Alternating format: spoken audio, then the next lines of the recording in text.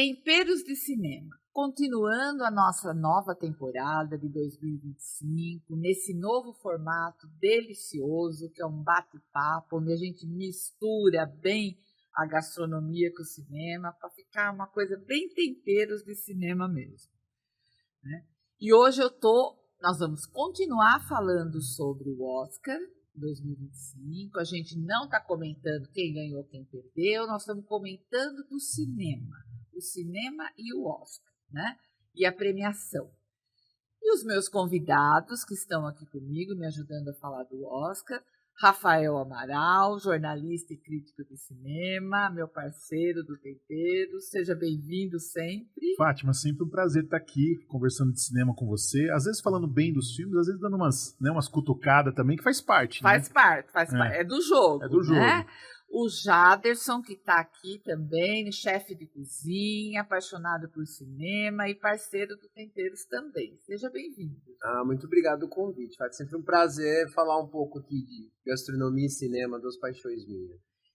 E o Moisés, que está começando agora aqui nessa temporada com a gente, publicitário, marqueteiro, apaixonado por cinema e representante da galera mais jovem. Fátima, é um baita prazer participar desse episódio contigo, tá? Muito obrigado pelo convite novamente. Espero aí comentar e analisar esses filmes junto com vocês. Bom, dentro dos filmes aí do Oscar, a gente escolheu alguns para comentar, né? No episódio passado a gente começou por Ainda Estou Aqui, por razões óbvias, e hoje nós vamos comentar o Emília Pérez. Emília Pérez é um filme, eu vou dizer, um filme polêmico, né? E eu vou começar aqui com o Rafael. Rafael, eu gostaria que você falasse um pouco do Oscar, desses filmes que às vezes apresentam uma proposta diferente, ou diferentão do Oscar, vamos dizer assim, né? Sim. E o Emília Pérez, a meu ver, é esse, né? E tem gente, eu até brinquei, que falei que Emília Pérez é igual coentro, né? Ou você gosta ou você odeia, não tem aquela pessoa que gosta mais ou menos, né? Então, eu gostaria que você comentasse primeiro sobre esses filmes, que tem uma proposta diferente, e a sua opinião sobre Emília Pérez. Né? Pois é, eu acho que o Emília Pérez, ele tenta fazer algo até ousado, né? Ele mistura algumas coisas, né? Quando você traz a estrutura do filme musical, você tem, claro, uma grande dificuldade ali, mas também você trabalha com uma certa ousadia, né? Ele quer ser um musical moderno, ele é, de certa forma, um musical moderno, né? Trazendo a música dentro de contextos e assuntos que eu acho que são um pouco sérios, alguns assuntos que eu acho que são um pouco complexos, e ele trata esses assuntos de uma forma um pouco simplista, eu acho. Acho que talvez esse seja o grande problema do Emília Pérez. Não é porque ele é um musical, porque ele pretende ser uma fábula, que ele pode tratar qualquer assunto da forma que ele quiser. Eu acho que existe limite para tudo. E mesmo quando um filme se pretende tão livre quanto ele, se pretende tão aberto para as coisas quanto ele, eu acho que você tem um limite para tudo ali. E ele, eu acho que peca nesse ponto. Ele quer falar sobre tantas coisas, com tantas personagens dentro de uma estrutura musical, que ele termina irritante. Pelo menos para mim, ele terminou um filme bagunçado, irritante, sem caminho, e eu não tive, assim, como posso dizer, eu não consegui me envolver com as personagens do filme. Eu tive dificuldade para me envolver com os personagens do filme. Ainda que eu reconheça que o elenco é bom. Né? As 3 atrizes, ou as 4 atrizes, são muito boas no que elas fazem. Principalmente a Zoe Saldanha. Para mim ela devia ser a protagonista. Sim, ela é a protagonista. Ela é a protagonista, ela devia ser indicada a melhor atriz. Sim, e não você veja que coadjuvante. o filme todo é visto pelo olho dela. Né? É ela que está caminhando, a gente está do lado dela. E tem esse roubo de categoria no Oscar, né? Como teve de ator coadjuvante também, do rapaz do A Verdadeira Dor também, foi um roubo de categoria. E colocaram ela para coadjuvante e a Carla Sofia Gascon para protagonista.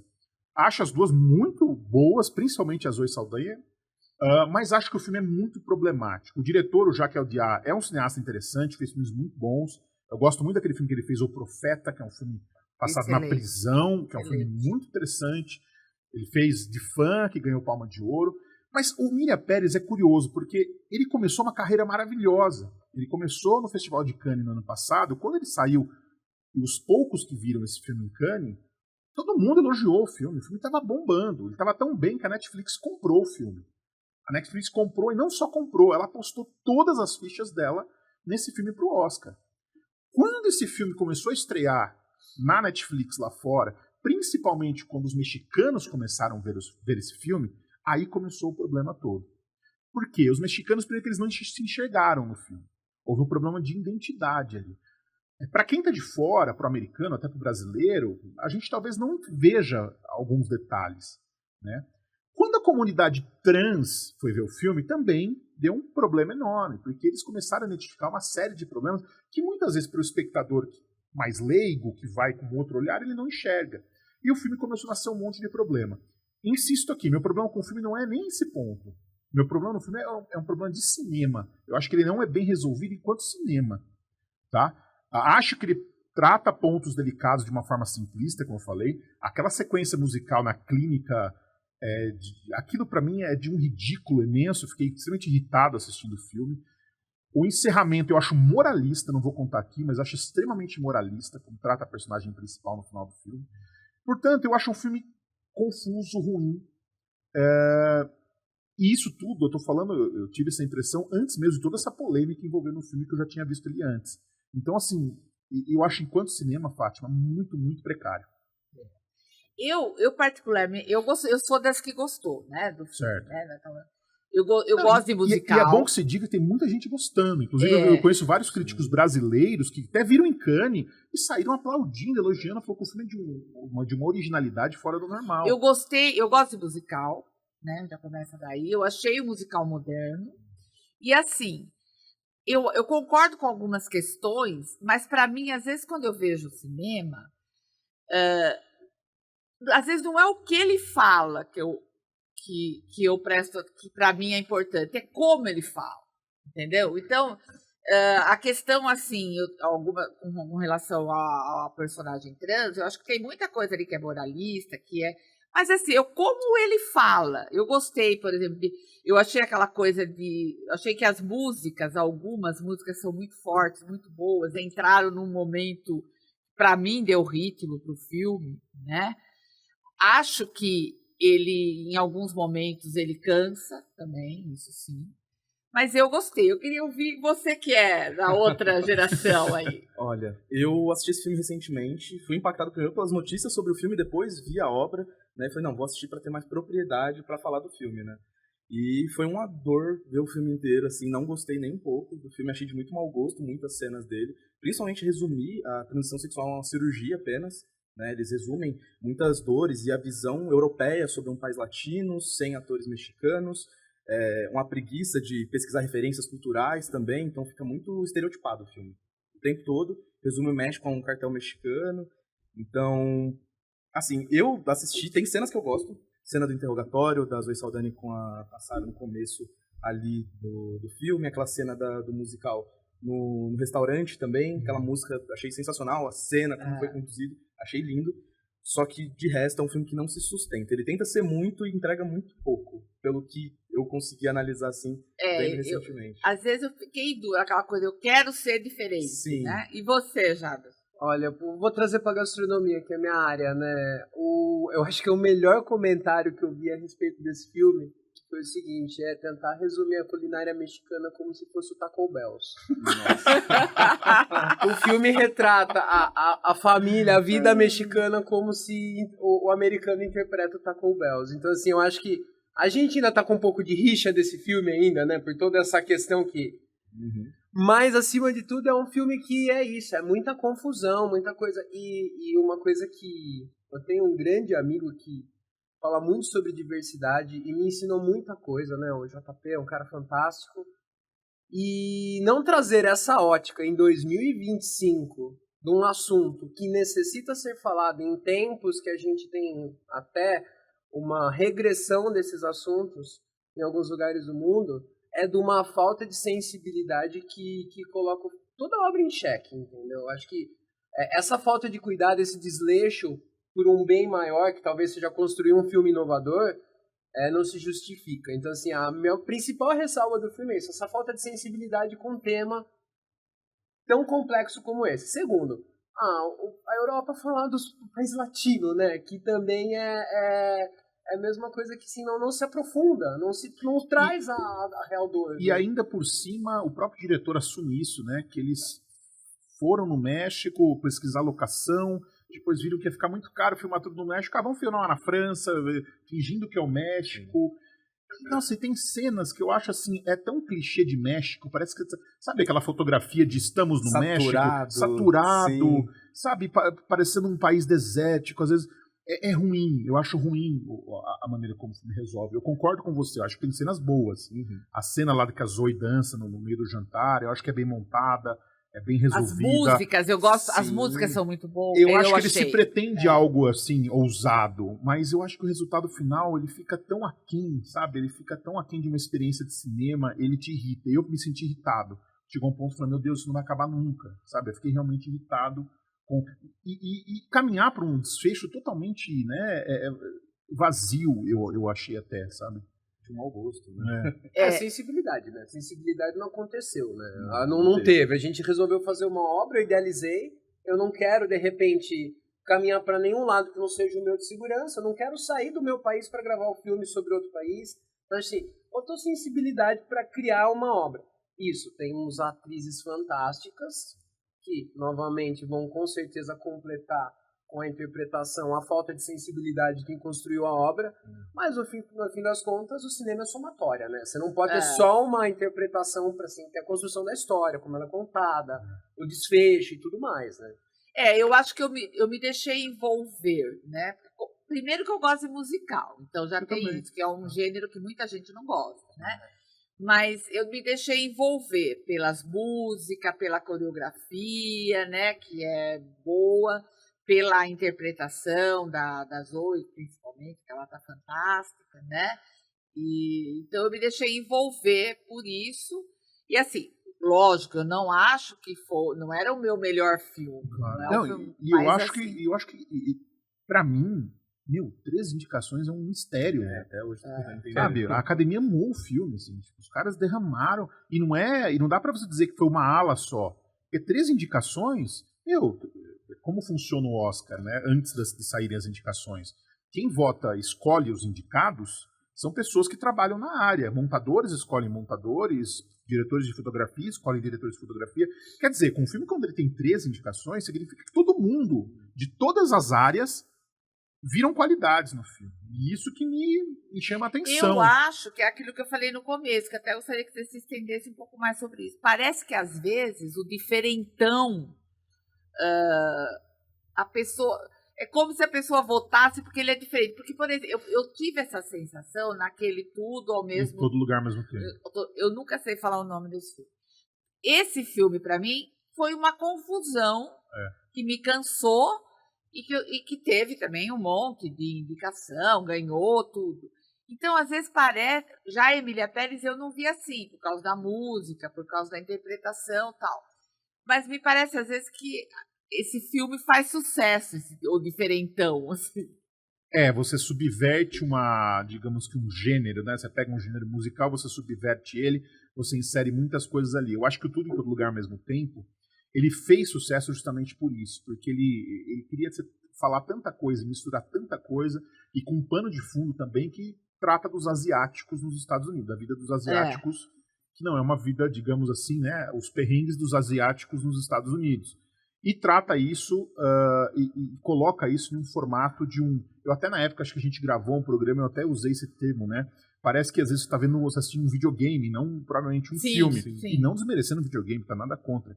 Mas ele joga com uma estética de game dentro de um cinema, ele faz uma gororoba, vira uma bagunça. Eu vejo como uma bagunça, mas tem gente que viu e achou genial, achou essa bagunça incrível, achou que, nossa, aquilo ali... Eu acho que o Emília Pérez é um pouco isso, eu acho que toda essa bagunça, tem gente que olha e fala, nossa, saiu algo bom daí, dessa receita. Eu não consigo ver por esse lado. Eu não consigo. Eu acho que tem pontos ali que me incomodam demais, que me pegam na veia, sabe, Fátima? Já que você fez essa analogia aí, que você falou do Taco Bell, né? O que você tem para falar pra gente sobre a culinária, a gastronomia mexicana? Uma coisa que eu posso falar sobre o filme é que ele, pelo menos, não foi clichê na interpretação da gastronomia, porque ele traz uma receita clássica, que é o molho poblano, né? Que é o mole que eles fazem à base de chocolate e tal. pimentas, que é uma coisa muito enraizada da cultura mexicana. Porque... Sabe uma coisa que eu queria até perguntar por curiosidade? Eu vou até quebrar um pouco aqui. Não pode. E quem não entende tanto de comida como eu só entendo de comer, não de fazer. Qual que é a visão que a gente tem da culinária do México? Tudo é ardido e apimentado. É esse o clichê. Sim. Parece a culinária baiana. Parece que tudo tem... É isso mesmo. A culinária do México realmente ela é sempre apimentada. Lá inclusive bolachas dessa tipo doce pra criança já tem pimenta. Caramba. Já é da cultura, né? É do paladar deles do paladar. E tem a ver muito com a questão da climática também, climática, né? Por incrível que pareça, a pimenta faz você sentir menos calor, né? Exatamente. Mas tem uma coisa também, a pimenta, ou a capsaicina, ou a pepericina, né? Que são as duas principais substâncias que compõem pimentas, as pimentas que a gente conhece, consome, elas são reguladores metabólicos, elas são antivirais, elas são fungicidas. Então, assim, você consumir pimenta, de uma certa maneira, é bom para o organismo. Só que a pimenta do México, né, além de eles consumirem, eles têm uma imensidão de pimentas e tipos de pimentas, né? Que nem a gente falar de uma coisa tropical, né? Frutas pra gente, que é uma imensidão de frutas que a gente tem, e para eles é a pimenta. E a pimenta entra em tudo. Ela entra no prato principal até na sobremesa, né? Esse molho, que é o molho que é retratado no filme, ele é um molho à base de chocolate, que liga um pouco à raiz da cultura mexicana, né? Foi lá que foi conhecido o chocolate pelo mundo, só que o chocolate, na época, era uma bebida sagrada. E esse mole poblano, ele é um molho, que é um molho de chocolate com pimenta, à base de vários temperos, que é um molho que a gente fala que é um molho infinito, ele nunca acaba. O primeiro mole você só vai completando. Nossa, que Ele é sempre maravilha! o mesmo molho. Então você nunca começa essa receita do zero.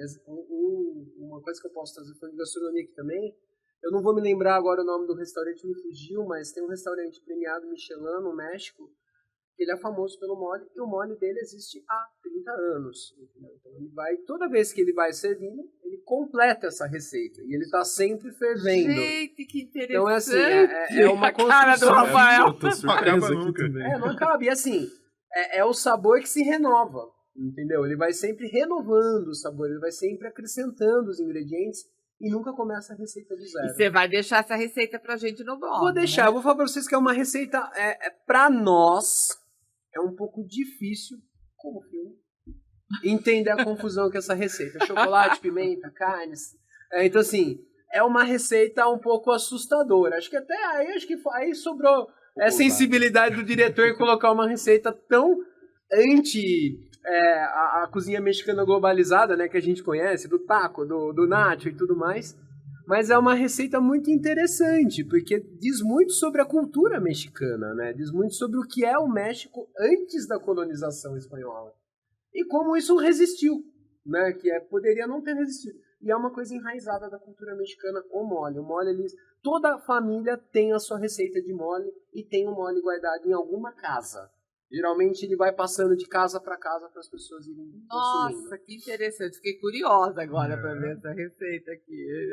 A receita vai estar lá no blog. E como o Jaderson vai passar a rede social dele, ele falou que é difícil, quem tiver dúvida pode perturbar o Jaderson lá. Não, pode perturbar. Ela não chega a ser difícil, mas ela é... Quem lê a receita vai falar, não dá certo, não é bom, tá? E era um molho de chocolate com pimenta que geralmente é servido com frango. Nossa, então, que delícia! Se eu não me engano, frango ou peru, mas assim, é isso. Então, assim, Fica um pouco agridoce? Não. O uso do chocolate, a gente vê muito chocolate como doce. Mas a própria cozinha italiana acaba usando chocolate para molhos à base de carne. Então, assim, é um ingrediente que ele tá ali, não é só a sobremesa, né? Não tá ligado só à sobremesa. Mas o fato de ser um molho de chocolate que em nenhum momento vai ser doce, aí que entra o lance, né? Então, assim, ele é um molho de chocolate escuro com várias texturas, né, de sabor, várias camadas, mas o básico é as pimentas secas, né, que utiliza muito, o chocolate e a base do caldo que é utilizado para renovar esse mole, né, que vai acontecendo. Que delícia! Então, fique atento que essa receita vai estar lá no blog do Tempero. Mais uma vez, meus queridos convidados, foi uma delícia conversar com vocês. Na próxima semana, mais um episódio sobre o Oscar. Obrigada, Rafael. Passa sua rede social. Opa, vamos lá. Quem quiser acompanhar o meu trabalho, um pouco do que eu escrevo, do que eu estudo, tá lá em palavrasdecinema.com. E nas redes sociais também pode procurar que eu tô por lá. Jaderson, sua rede social aí pra gente ver o mole lá. Quem quiser seguir o nosso trabalho, nossa rede social é Olive Jundiaí. A gente tá aqui na Rua do Retiro, em Jundiaí, né? Lá é o nosso espaço. E quem tiver dúvida também manda mensagem lá e conta se fez, né? Acho que é legal o pessoal contar. É uma receita que faz tempo que eu não faço ela, né? Bem específica, mas manda lá, conta se gostou. Moisés. Então, o meu arroba é o Moisés Medrado. Quem quiser falar um pouco sobre cinema e tem uma opinião um pouquinho polêmica também sobre Emília Pérez, estou à disposição para discutir lá também.